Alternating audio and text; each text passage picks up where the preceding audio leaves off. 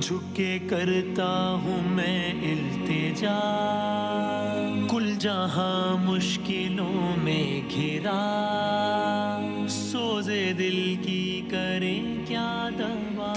خوش آمدید کہتے ہیں علماء کرام کے ساتھ ہماری سحر کے دسترخوان پر یہ نشست، اور میں چاہتا ہوں کہ اس پر ذرا ہمیں ایجوکیٹ کیجیے گا کہ مجھے ایک چیز جو کہ ہمارے معاشرے سے آہستہ آہستہ ناپید ہوتی جا رہی ہے۔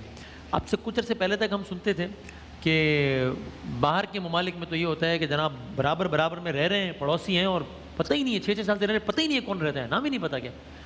ابھی مجھے لگتا ہے کہ ہمیں اپنی ارد گرد بھی ایسی ایگزامپل نظر آتی ہیں کہ رہ رہے ہیں اور ساتھ پتہ ہی نہیں ہے، اور ظاہر ہے وہ جغرافیکلی جو علاقے ایسے ہیں جہاں گھر بالکل گھروں کے ساتھ ملے ہیں وہاں تو پھر بھی معاملہ کم ہے، لیکن ورنہ تو پھر بہت زیادہ۔ تو پڑوسیوں کے حقوق، یہ اٹ از سم تھنگ جس میں بہت زیادہ ایمفیسائز کیا ہے اللہ تعالیٰ نے اور اللہ کے رسول صلی اللہ علیہ وسلم نے، یا بس ٹھیک ہے سلام دعا ہو کافی ہے؟ ٹھیک ہے، آپ فرمائیے گا۔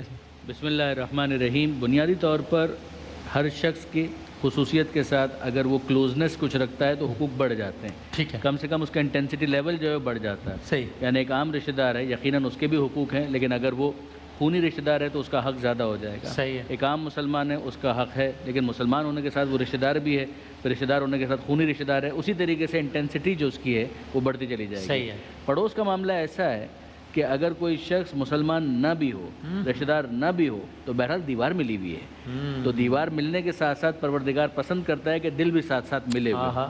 خداوند متعال اس بات کو بہت زیادہ، یہاں تک کہ اگر آپ دیکھیں حدیث کے اندر آیا ہے کہ خود مولا کائنات کے وصایا کے اندر یہ چیز موجود ہے کہ پیغمبر اکرم صلی اللہ علیہ وآلہ وسلم یعنی بڑی تاکید کی اللہ کے گھر کے بارے میں، نماز کے بارے میں، یہ مولا کی میں وصیتوں کی بات کر رہا ہوں، ٹھیک ہے، اسی کے اندر انہوں نے کہا کہ پڑوسیوں کے بارے میں اللہ سے ڈرتے رہنا۔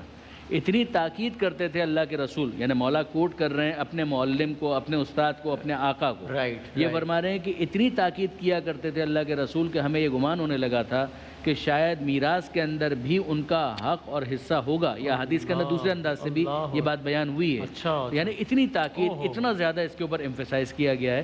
اچھا، اب اس کے اندر جو آپ نے ارشاد فرمایا نا کہ کئی مرتبہ ایسا ہوتا ہے کہ قریب والے دور ہو جاتے ہیں، دور والے قریب ہو جاتے ہیں، ماڈرن ٹیکنالوجی کی وجہ سے یہ پرابلم زیادہ بڑھ گئی۔ بالکل صحیح۔ اچھا، کورونا وائرس کے ظاہر ہے کہ بڑے نقصانات اور بڑے مسائل ہیں، مگر اس کا انڈائریکٹلی، میں فائدہ تو نہیں کہوں گا، ایک امپیکٹ یہ آیا کہ جو بڑا پازیٹیو ہے کہ چونکہ گھر کے اندر آئسولیٹ ہو گئے تو اب یہ پتہ چلنا شروع ہوا ہے کہ اچھا پڑوس میں یہ رہتا ہے، اوپر یہ رہتا ہے، دائیں یہ ہیں، بائیں وہ ہے، تو واپس سے وہ والی چیز آنا شروع ہو گئی ہے کہ جو قریب والے ہیں وہ بھی قریب ہونا شروع ہو گئے ہیں۔ اور اس حوالے سے جو پہلے بھی ایک دفعہ بات آئی تھی، میں اصرار کے ساتھ کہوں گا کہ جیسے پہلے سیگمنٹ کے اندر کہا گیا زکوٰۃ واجب ہے، ہمارے اعتبار سے اگر آپ دیکھیں تو بہت ساری چیزوں کے اوپر خمس واجب ہوتا ہے، مگر اگر یہ زکوٰۃ بھی نکال دی، خمس بھی نکال دیا، سارے واجبات ادا کر دیے، صحیح ہے، اس کے بعد ایک انسان یہ کہہ کر بری الذمہ نہیں ہو سکتا کہ میں نے تو زکوٰۃ نکال دی، چاہے میرا پڑوسی بھوک سے مرتا ہے تو مر جائے، میں نے تو فرض پورا کر دیا، ایسا فقہی طور پہ میں نے، فقہی اعتبار سے بھی واجب ہو جائے گا۔ یعنی میں اصرار کے ساتھ کہوں گا کہ اگر یہ پتہ چل جائے کہ جان بچانا اس بات پر موقوف ہے کہ اپنی ایک روٹی اس کو دیں تو آپ اپنی اضافی روٹی دینے کے پابند ہیں، یہ کہہ کر انسان بری الذمہ نہیں ہو سکتا کہ میں نے اپنے مالی واجبات ادا کر دیے ہیں۔ یہ مالی واجبات میں ایک سیکنڈری کلوز کے طور پر ایڈیشن ہوگا جو ٹیمپرری ہوگا، لیکن بہرحال واجب کی حد تک جائے گا اگر جان بچانا اسی بات کے اوپر موقوف ہے۔ خاص طور پر جو آج کل یہ خودکشی اور یہ سارے کیسز جو سنتے ہیں نہیں ہونے چاہیے، ان کو بھی ڈٹ کر مقابلہ کرنا چاہیے، لیکن جن کو پتہ چلتا جاتا ہے ان کی ذمہ داری اس وجہ سے بڑھتی چلی جاتی ہے۔ جزاک اللہ، بالکل ٹھیک۔ تو مفتی عامر صاحب، یہ اچھی روش ہے جو کہ مجھے لگتا ہے کہ شاید ایسا کم ہو رہی ہے کہ گھر میں اگر کھانا بنایا تو آپ نے تھوڑا سا مطلب ایک یہ بھوک پیاس والا معاملہ تو الگ بہت ایکسٹریم، لیکن ویسے بھی as a token of love gesture ایک ہوتا ہے نا کہ برابر کے گھر میں بھی ایک پلیٹ بھجوا دو، عید آئی ہے تو جناب عیدی ہے تو بچوں کے لیے بھی 500 روپے بھجوا دو برابر کے گھر کے، ایک اچھی روش ہے، اس سے ایک محبت بڑھتی ہے، ایک تعلق بڑھتا ہے۔ بسم اللہ الرحمن الرحیم، بالکل اچھی روش ہے، اور نبی کریم علیہ السلام کا ایک فرمان اس پر بالکل واضح دلالت کرتا ہے کہ اگر تم اپنے گھر میں شوربہ بناؤ تو اس میں پانی زیادہ ڈال دیا کرو تاکہ پڑوس میں بھجواؤ۔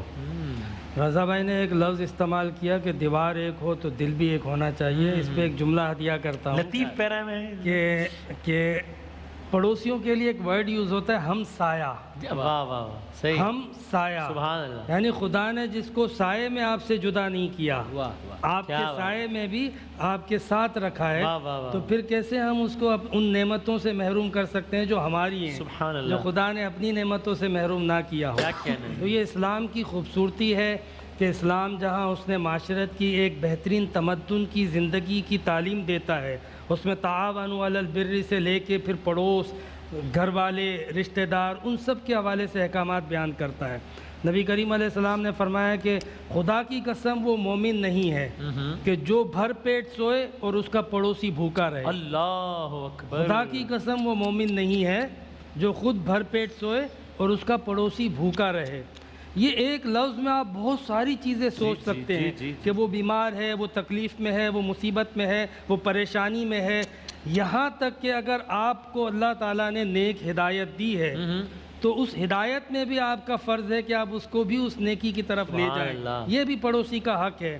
اور نبی کریم علیہ السلام کا ایک بڑا خاص فرمان ہے، اس سے دوسری سائٹ کا ایک ذمہ داری سمجھ میں آتی ہے۔ حضور نے فرمایا کہ جب بھی آپ گھر خریدو جی تو فرمایا کہ اطلب الجار قبل الدار، گھر ڈھونڈنے سے پہلے پڑوسی ڈھونڈ، کیونکہ پڑوسی اچھا ہوگا تو زندگی پرسکون ہوگی، اور اگر پڑوسی اچھا نہیں ہوگا تو زندگی، جن کے برے پڑوسی ہیں اللہ تعالیٰ ان کو ہدایت دے، انہیں پتہ ہے کہ کتنی تکلیف دیتے ہیں، مطلب قسم قسم کی تکالیف دیتے ہیں بلا وجہ، اور پتہ نہیں کیوں خوشی محسوس کرتے ہیں کہ ہم کسی کو تکلیف دے کے کیوں خوش ہو سکتے ہیں۔ کچرا پھینک دیا، پانی بند کر دیا، شور مچا دیا، دیوار میں ٹھک ٹھک ٹھک ٹھک رات کو 3 بجے شروع کر دیا۔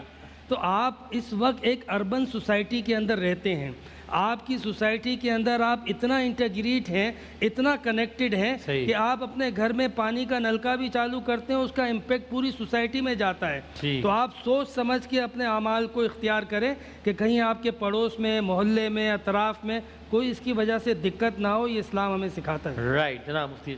بسم اللہ الرحمن الرحیم، اللہم صلی علی سیدنا و مولانا محمد وعلی آلہ واصحابہ وبارک وسلم۔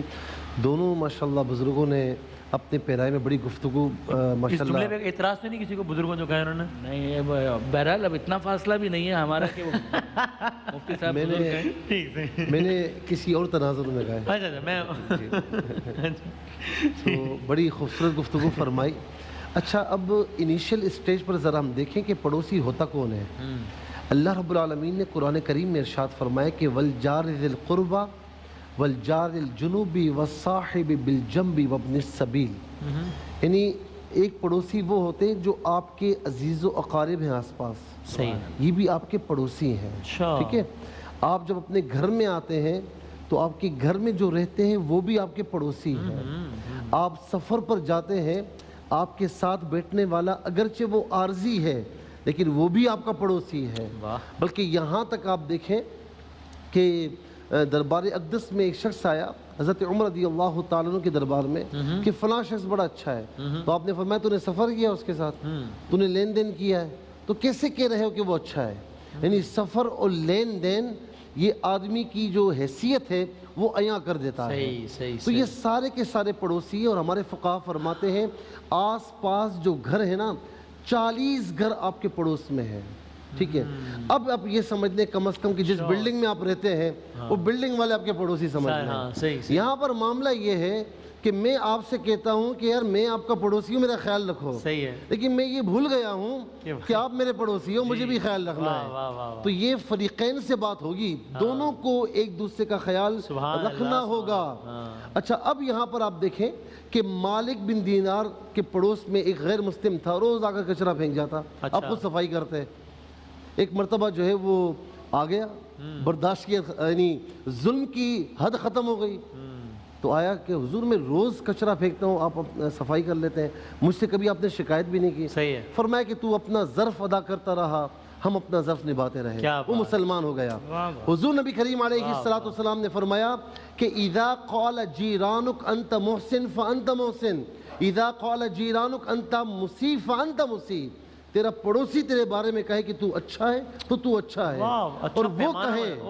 اور وہ کہے کہ تو برا ہے تو تو برا ہے۔ اور آخری بات، مرنے کے بعد بھی حکم حدیث پاک ہے ادفنوا موتاکم وسط قوم صالحین فإن المیت یتأذی من جار السوء کما یتأذی الحی۔ فرمایا کہ مرنے کے بعد بھی صالحین کے درمیان دفن کرو، اس لیے کہ برا پڑوس اگر آ گیا تو جس طریقے سے تمہارے زندوں کو برے پڑوس سے اذیت ہوتی ہے تو ان کو بھی اذیت ہوتی ہے. اللہ اکبر، جزاک اللہ. بہت سہرا سے گفتگو. بہت شکریہ تمام علماء کرام کا. میزان کے تعاون سے آپ یہ سیگمنٹ دیکھ رہے تھے. ہم ایک وقفہ لیتے ہیں. انشاءاللہ اپنے ہاتھوں کو باقاعدگی سے سینیٹائز ضرور کرتے رہیے. WB مہمانی کی جانب سے یہ پیغام ہے. وقفہ اور پھر اذان فجر کے بعد اختتام کریں گے انشاءاللہ. کی دعا. وبصوم غد نويت من شهر رمضان. میں ماہ رمضان کے کل کے روزے کی نیت کرتا ہوں.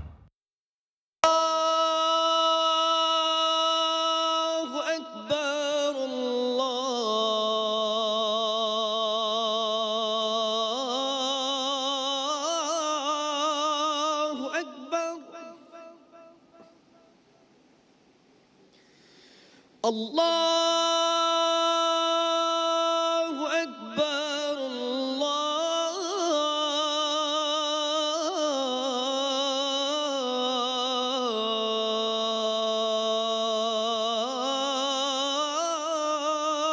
اکبر.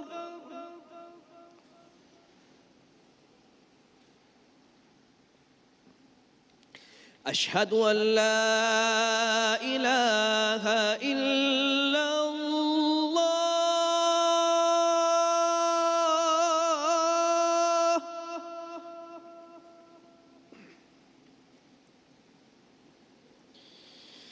أشهد أن لا إله إلا الله.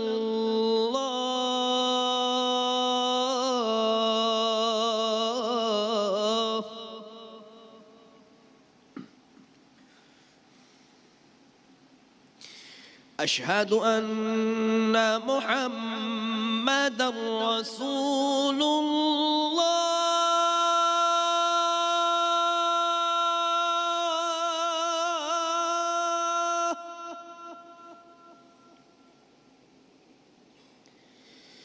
أشهد أن محمد رسول الله.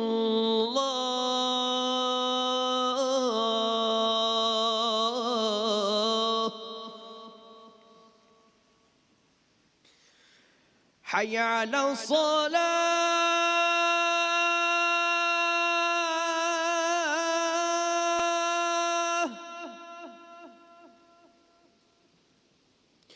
حي على الصلاة.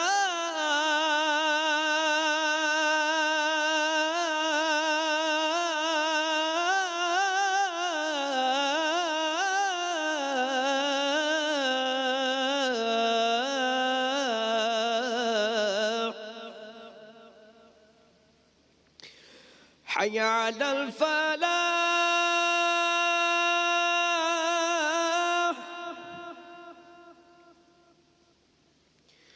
حي على الفلاح.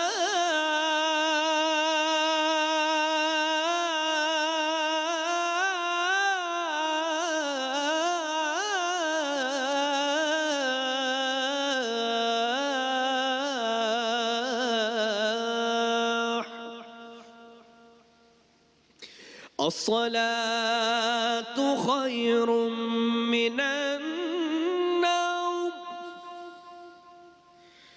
الصلاة خير من النوم. الله أكبر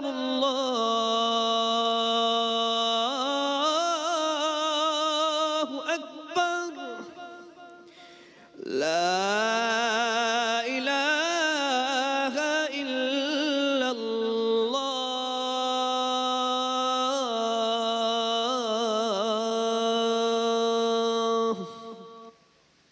اللهم صل على سيدنا محمد وعلى آل سيدنا ومولانا محمد وبارك وسلم عليه.